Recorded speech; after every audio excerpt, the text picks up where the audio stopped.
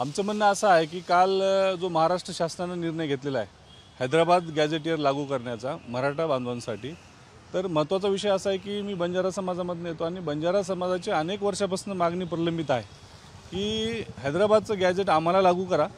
Already Telangana आणि आंध्र प्रदेशामध्ये आम्ही एसटी आरक्षणाचं म्हणजे एसटीच्या प्रोग्राममध्ये समाविष्ट आहोत आणि मग काल जो महाराष्ट्र शासनानं गॅझेट डिक्लेअर केलं, आम्हाला जर ते गॅझेट लागलं तर आम्ही म्हणजे एसटीचं आरक्षण घेण्यासाठी ऑलरेडी कॅपेबल आहोत।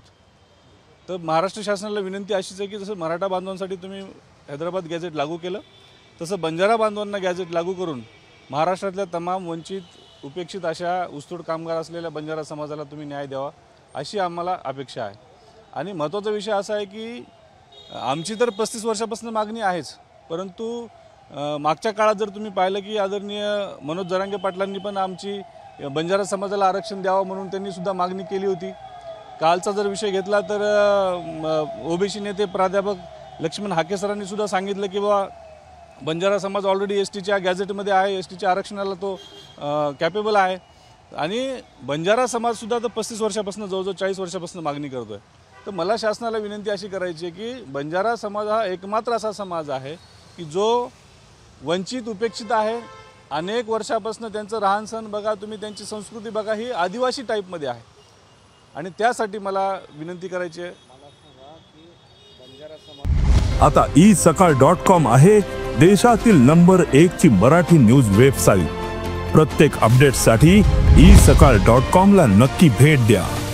कुठल्या राज्यात काय कोणतं आरक्षण आहे? बंजारा समाज बघा बऱ्याच राज्यामध्ये ओबीसी मध्ये आहे, बऱ्याच राज्यामध्ये, आता बऱ्याच म्हणण्यापेक्षा आंध्र प्रदेश आणि तेलंगणा जर तुम्ही बघितलं तर एसटी मध्ये आहे, कर्नाटकमध्ये आपण गेलो तर एससी मध्ये आहे, मध्य प्रदेशकडे आपण गेलो तर तिकडे ओबीसी मध्ये आहे, महाराष्ट्रात आपण आलो तर इथं VJNT सारखी नवीनच कॅटेगरी इथं तयार झालेली आहे।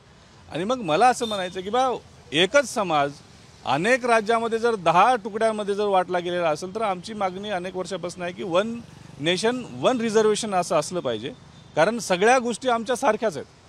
आणि मराठवाड्याचा जर विषय घेतला आपण तर मराठवाड्यातलाच अर्धा भाग जो पलीकडं तेलंगणामध्ये गेला तिथं ऑलरेडी आमचा समाज एसटीमध्ये आहे। त्या मी रविकांत राठोड, बंजारा ब्रिगेडचा राष्ट्रीय अध्यक्ष। तुमची मागणी काय राज्य सरकारकडे?